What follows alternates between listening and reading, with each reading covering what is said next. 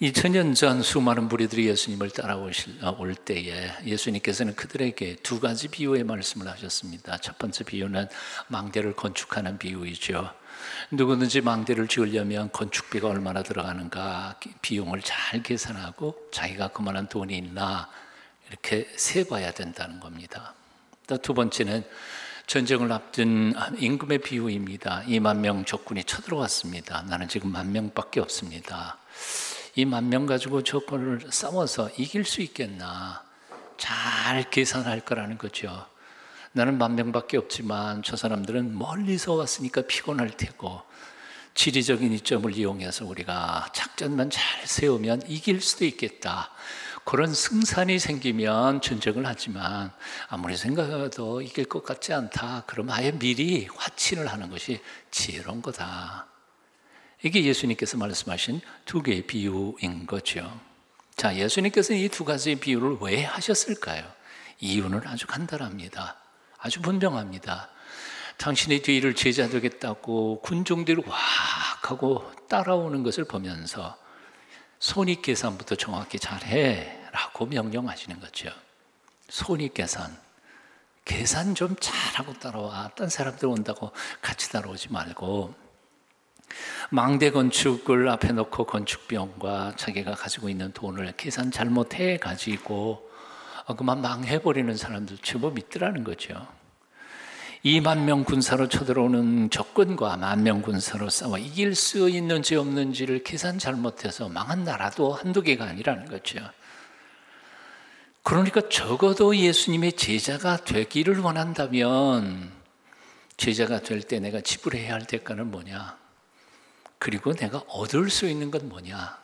얻는 것과 내가 포기해야 할 것과 이 손익 계산을 잘 해보라는 거예요. 그걸 잘 해보고 이거 만만치 않고 손해볼 것 같다 그러면 아예 일찌감치 그만두고 목사가 이런 설교해도 되나 모르겠네요. 예수님께서 하신 말씀이니까요. 일찌감치 그만둬. 하지만 내가 손해보는 게 분명히 있어도 주님의 제자가 된다면 엄청난 대박이다. 그렇게 느껴지거든. 날 따라오라 하는 게 바로 오늘 본문의 예수님의 말씀이라는 거죠. 한번 따라해 보실까요? 손익계산을 잘하라. 손익계산도 제대로 해보지 않고 사업을 시작하는 사람이 있다면 그처럼 멍청한 사업가는 없을 겁니다. 예? 계산 정확히 잘해야죠. 투자할 거 그리고 나올 거 딱 해보고 괜찮을 것 같으면 하는 거지. 손해볼 게 뻔한데 거기다가 돈을 들어박는 그런 어리석은 투자자가 어디 있겠냐 하는 거예요. 하다못해 조그만 구멍가게 하나를 내도 철저하게 손익계산을 한 후에 내는 법인데 하물며 한 번 가면은 다시는 돌아올 수 없는 한 번밖에 없는 인생을 주먹구구식으로 살아서는 안 되지 않느냐 하는 겁니다. 남들 하니까 그냥 아무런 생각 없이 쫓아다니고 그런 건 아니라는 거지. 그런데 오늘날 많은 사람들이 깊이 생각하지도 않고 자기 인생을 살아가는 게 현실입니다. 왜 사는지 목적을 몰라요. 어떻게 살 것인지 잘 몰라요. 남들이 가니까 나도 쫓아갈 뿐이에요. 남들이 투자하니까 나도 투자할 거예요. 손해볼지 이익 볼지도 모르는데 남들이 다 하니까 손해는 안 보겠지. 그럼 가다가 같이 망해버리죠. 어떤 사람이 이렇게 참 적나라하게 표현했어요. 자기 인생인데도 불구하고 오늘날 현대인들은 남의 인생처럼 대충 살아간다는 거예요. 얼마나 멍청한 일이에요. 내 인생이지 남의 인생이 아니에요. 결국 손해보는 건 내가 보는 거예요. 그리고 내가 아픈 거고 내가 힘든 거고. 근데 남의 인생처럼 남들이 하는 것처럼 대충 감대로 살아간다는 거예요. 정확하게 하나님 앞에 고민하지 않고요. 2000년 전 많은 사람들이 예수님을 호기심 때문에 심심해서 구경거리로 빵 조각 몇 개 때문에 따랐던 것처럼 오늘날 이 시대에도 많은 사람들이 깊이 생각하지 않고 고민하지 않고 교회를 들락날락 한다는 거죠. 남들 흉내만 내는 신앙생활을 합니다. 똑부러지게 헌신하는 것도 아니고 그렇다고 안 믿기로 쫙 결단해서 나가버리는 것도 아니고, 나가자니 겁나고 헌신하자니 힘들고 어정쩡하고 흐리멍텅하고 미지근하고 대충 그럴 듯 구색만 갖춘 냄새나 피우는 그리스도의 향기가 아니라 냄새만 피우는 신앙생활을 하고 있다는 거지. 보통 심각한 문제가 아니에요. 그런데 이 숫자가 어느 정도겠어요? 거의 대부분의 그 신앙인들이 그렇게 살고 있다는 거예요. 예전에는 동화 작가였습니다. 그래서 저 어렸을 때 하고 청소년 시절 또 청년 시절에는 이분의 동화를 참 재미있게 많이 읽었습니다. 그런데 나중에 목사님이 되셨죠. 지금은 물론 은퇴하신 연세 많으신 어르신이죠. 최효섭 동화 작가이자 목사님이신데요. 그분이 쓴 글이 제게 참 은혜가 됐던 글이 하나 있어요. 좀 소개해드리고 싶어요. 신자와 제자 제목이에요. 값싼 은혜를 생각하는 사람, 곧 쉽게 예수를 믿으려는 사람이 많을수록 교회는 그 의미를 상실한다. 그리고 제자가 되어 십자가를 지는 사람이 많을수록 교회는 하나님께 많은 영광을 돌린다. 값싼 은혜를 생각하는 사람은 하나님을 쉽게 용서하고 쉽게 천당에 보내주는 할인 매장 주인쯤으로 생각한다. 회개하세요. 그렇게 생각했던 사람은. 그러나 예수님께서는 나를 따라오려고도 내 소유를 포기하라 라는 비싼 대가를 요구하셨다. 신자는 열매가 빈약하고 제자는 풍성한 열매를 맺는다. 신자는 자기 혼자의 영혼도 겨우 건지나 제자는 그리스도를 영화롭게 한다. 신자는 그리스도의 사람이라 불리기도 쑥스러워하나 제자는 큰 소리로 나는 그리스도인이다 라 소리친다. 신자는 싼 값을 지불하며 살고 제자는 비싼 값을 치르며 산다. 신자는 빈 어깨로 천국에 가려 하고 제자는 남의 십자가까지 지고 천국을 향한다. 신자는 혼자 기뻐하고 혼자 만족한다. 그러나 제자는 눈물과 기쁨을 이웃과 함께 나눈다. 예수님께서는 나를 존경하라, 나를 예배하라, 내게 영광 돌리라 말씀하시지 않고 나를 따르라고 하셨다. 따른다는 것은 예수님의 행동을 따라 실천하는 것이다. 예수님처럼 나도 희생하고 예수님처럼 나도 살아가고 예수님께서 십자가를 지셨으니 나도 나의 십자가를 지고 예수님을 따르는 것, 그것이 믿음이요 그것이 예수 사랑이다. 아멘. 아멘. 여러분은 어떤 사람입니까? 오늘 이 시간 자기 자신을 한번 진단해 보십시다. 그럭저럭 대충 신자입니까? 아니면 사명의 십자가를 짊어지고 주님의 뒤를 따라가는 참된 제자입니까? 예수님의 뒤를 쫓아다니면서 떡이나 몇 조각 얻어먹던 군중 사람들, 대부분의 군중의 사람들 아닌가? 그들처럼 대충 복음은 듣는 둥 마는 둥 예배드리다가 어려움을 당하면 그때서야 하나님의 도우심을 구걸하는 이기적인 신자는 아닌가? 정직하게 돌아보자는 거예요. 결단하십시오. 결심하셔야 돼요. 언제까지 대충 그럭저럭 무책임한 신앙인으로서 그렇게 신앙생활 하시겠습니까? 그런 신앙생활 하다가 보면요, 이번 태풍 같은 시련이 팍 불면 다 날아가 버려요. 언제까지 믿는 것도 아니고 안 믿는 것도 아닌 어정쩡한 신앙생활을 계속 하시렵니까? 갈멜산 꼭대기에서 엘리야가 이스라엘 백성들에게 이렇게 외쳤습니다. 너희가 어느 때까지 두 사이에서 머뭇머뭇하려느냐? 여호와가 만일 하나님이면 그를 쫓고 바알이 만일 하나님이면 그를 쫓을지니라. 정말 하나님 믿을 수 없겠다. 그렇거든 그냥 집어치우세요. 정말이요. 하지만 하나님 믿을 만한 분이시라고 믿어지거든 올인 하라는 거예요. 하나님을 온전히 찾으세요. 그분 만나기를 갈망하며 그분 앞에 나아가 부르짖으세요. 나 왜 이렇게 믿음이 없어요? 하나님 내게 믿음 주세요. 나의 기도가 살게 해주세요. 깊이 있는 기도를 이 가을에 여러분 시작하십시오. 하나님은 당신을 찾는 자를 만나 주신다고 약속하셨습니다. 결코 우리의 부르심을 외면하시는 하나님이 아니십니다. 찾지도 않고 감히 하나님이 없다고 말하지 말라는 거예요.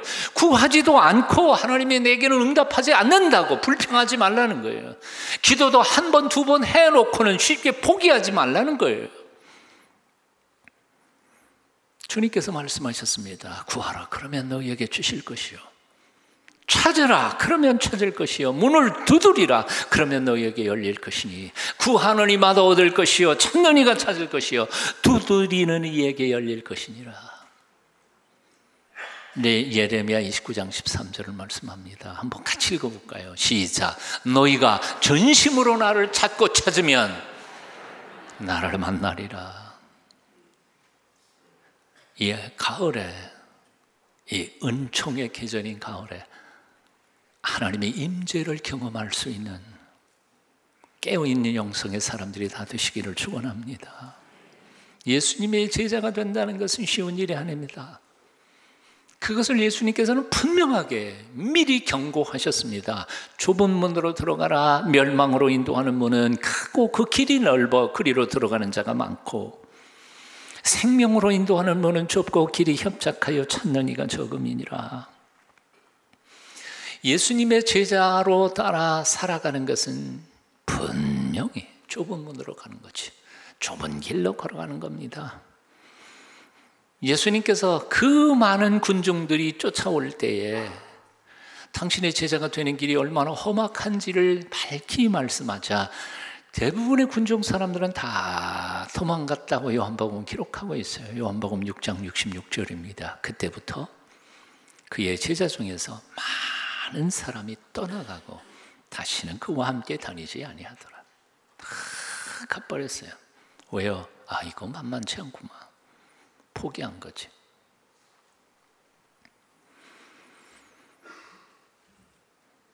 예수님을 따르는 것은 결코 쉬운 일이 아닙니다. 예수님을 믿으면 복을 받는 것이 틀림이 없지만, 그러나 고난과 시련과 핍박도 받는 것이 분명하다는 거죠. 아무 노력도 않고 예수만 믿으면 형통할 것이라, 만사 형통할 것이라 생각하고 오늘 예배당에 나오신 분이 있다면 여러분 잘못 오셨어요. 여러분이 올 때가 아니야. 잘못 생각하셨어요. 하나님은 이 세상에 그 어떤 것과도 비교할 수 없는 놀라운 축복인 영생과 하늘의 평안과 세상을 이길 담대한 용기와 세상 어떤 사람도 감당할 수 없는 놀라운 하늘의 지혜를 주심과 동시에 이 악의 구조로서의 세상 속에서 왕따 당하는 것과 비웃음 당하는 것과 핍박과 고난을 함께 받을 것을 이미 예수님께서는 말씀하셨습니다. 예수님은 숨기시는 분이 아니에요. 사기꾼들은 그렇잖아요. 불리한 거는 조그맣게 글씨도 보이지 않게 쫙 해놓고 유리한 것만 크게 보여주고 그것만 들면 아주 온 세상께 내 것처럼 그렇게 사기, 예수님 사기 치신 분이 아니에요. 분명하게 얘기하셨어요. 나 따라오면 너는 힘들어. 어쩔래? 계산을 잘 하십시오. 주님을 믿기 때문에 얻을 이익과 주님을 믿기 때문에 손해볼 것을 잘 비교해 보십시오. 어느 쪽을 선택하든지 간에 잃는 것도 있고 얻는 것도 있습니다. 주님을 따라가도 잃는 게 있고 얻는 게 있고요. 세상 세속적인 삶을 살아도 얻는 게 있고 잃는 게 있어요. 그렇기 때문에 결단해야 돼요. 무엇을 포기하고 무엇을 얻을 것인가 하는 거지. 그리고 한 번 선택했다면 그것을 완전히 그 선택에 올인 하라는 거예요. 선택하지 않은 것에 대해서 더 이상 미련을 두지 말라는 거예요. 그래서 신앙을 결혼 생활과 비유를 해요. 여러분, 결혼이라는 게 뭐예요? 한 남자하고 한 여자가 만나는 거죠. 그래서 함께 더불어 같이 살아가는 거죠. 근데 결혼은 딱 하는 순간 수많은 남자 중에서 이 한 남자를 내가 선택했어. 그렇죠? 그러면 결혼하는 순간 딴 남자들은 나하고 상관이 있어요, 없어요? 확실히 얘기해. 결혼을 했는데도 딴 남자들이 자꾸 눈에 보이면 이건 큰일 나는 거예요. 결혼이란 세상에 수많은 여자들이 있지만 한 여자를 선택한 거예요. 이 여자가 나 죽을 때까지 같은 내 여자인 거죠. 그렇게 사는 거예요. 그게 결혼이야. 근데 한 여자가 자꾸 눈에 보이기 시작한다면 그거는 결혼 아니죠. 그건 배신한 거예요. 그래서 호세아서에 보면 바로 이런 거를 음란이라고 말하고 그걸 우상숭배라고 말해요. 얼마나 많은 그리스도인들이, 현대 크리스찬들이 교회 다니면서도 아직도 음란한 하나님 이외에도 사랑하는 것들을 탁 두면서 재고 있어요. 그러니 하나님이 얼마나 배신감을 느끼시겠느냐 그 말이에요. 한 번 선택했으면 결단해요. 끝까지 가야지. 왜 딴 여자 쳐다봐 자꾸. 딴 남자 쳐다보고. 뒷집 아저씨 얘기 자꾸 하지 마세요. 기분 상해요.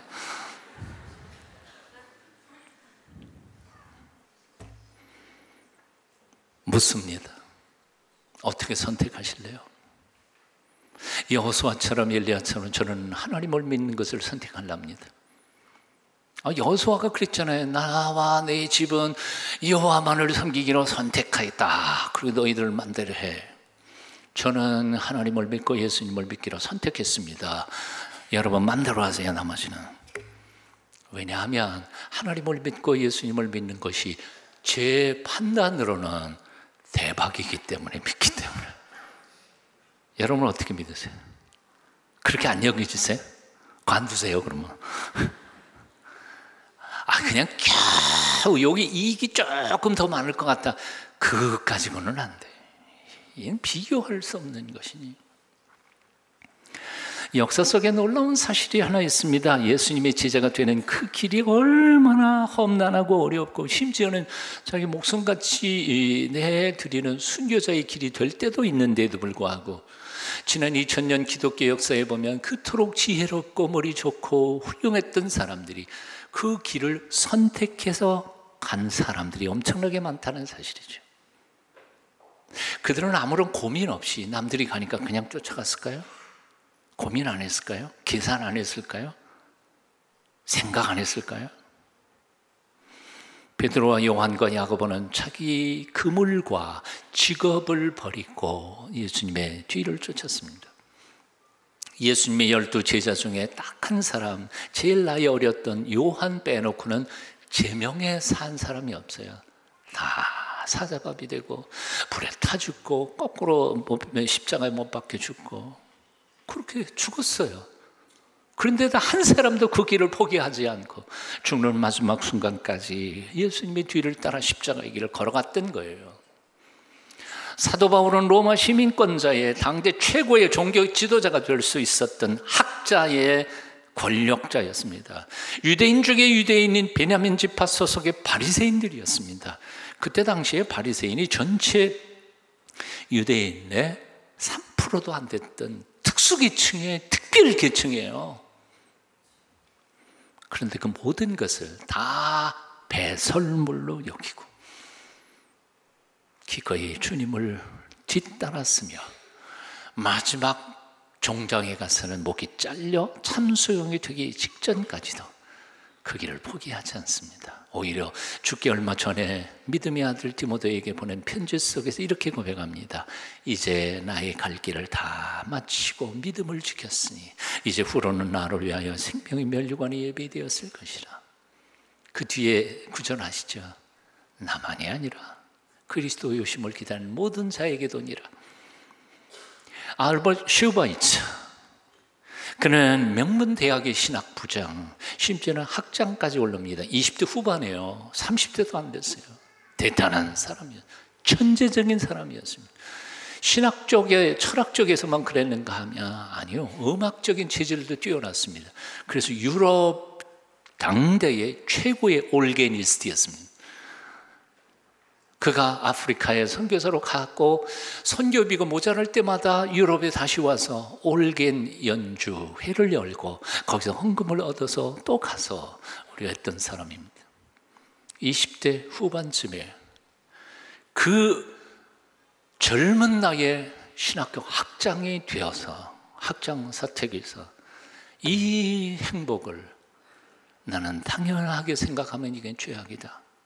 그렇게 고백하고 고민하다가 아프리카로 떠나가 봅니다. 아프리카에 가서는 자기 신학적 지식에 아무런 소용이 없다는 사실을 깨닫고 이들을 돕기 위해서 뭘 배워야 하나, 그래서 30대 초반에 다시 의대에 들어가서 의학 공부를 합니다. 그리고 의사가 되어서 다시 아프리카로 가서 평생을 그들과 함께 살다가 거기 뼈를 묻습니다.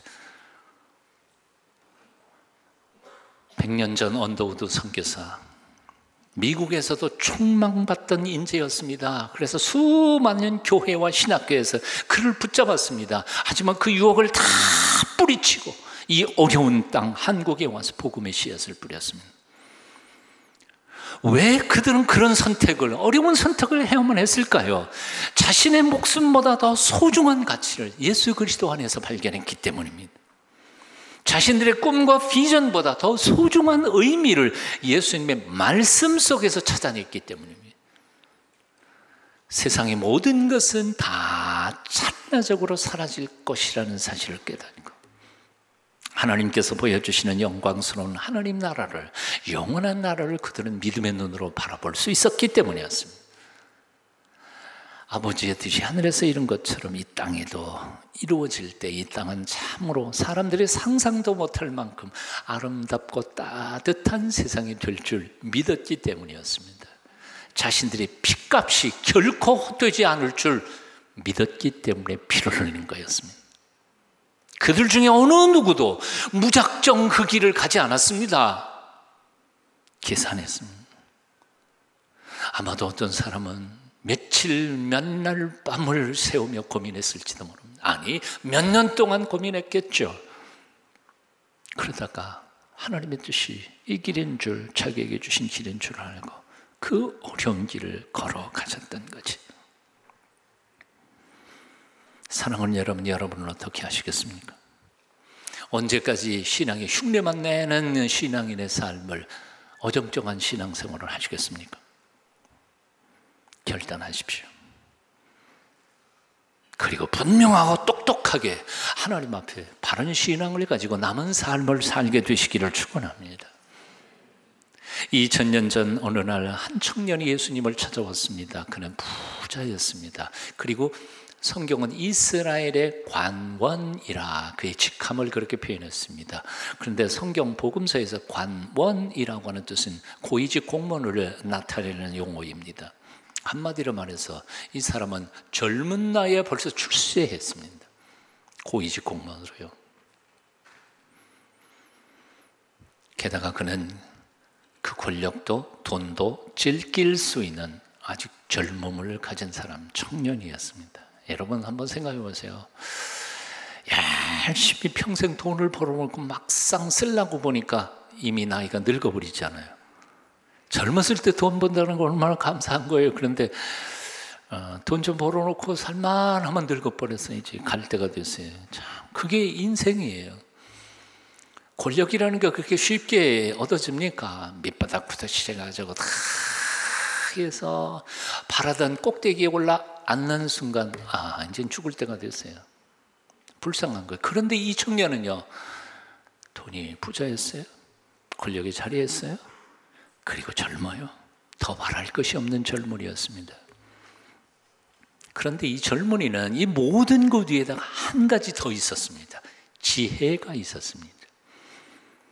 보통 젊은이들은 그런 지혜가 없어요.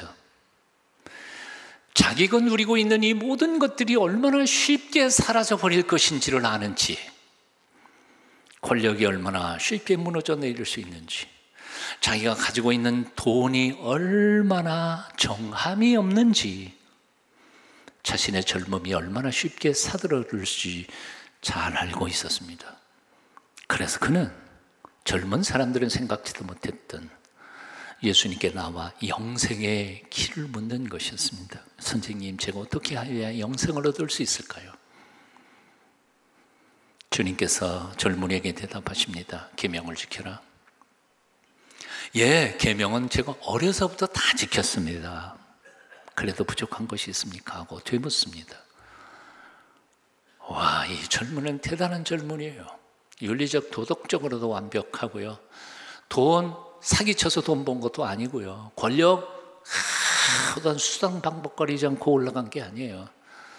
그런 어려서부터 지금까지 하나님의 말씀 그대로 자기의 순결을 지켜가면서 거룩하게 깨끗하게 살아온 젊은이였어요. 그래서 복음서의 한 부분을 보면 예수님께서도 그 청년을 보고 사랑하는 마음이 일었다 그랬어요. 사랑스러운 젊은이였어요. 깨끗하고 순결한 젊은이였어요. 근데 그 젊은이를 향하여 예수님께서 뭐라고 말씀하세요? 내 소유를 팔아 가난한 사람들에게 나누어 줘라. 그리고 나를 쫓으라. 와, 청천벽력이죠. 아마 오늘 예배 끝난 다음에 저 뒤에다가 모든 재산을 포기하는 각서 쓰고 가라 그러면 아마 다음 주부터는 교회 안 나올 것 같아요. 몇 명이나 그거 쓰고 갈까요?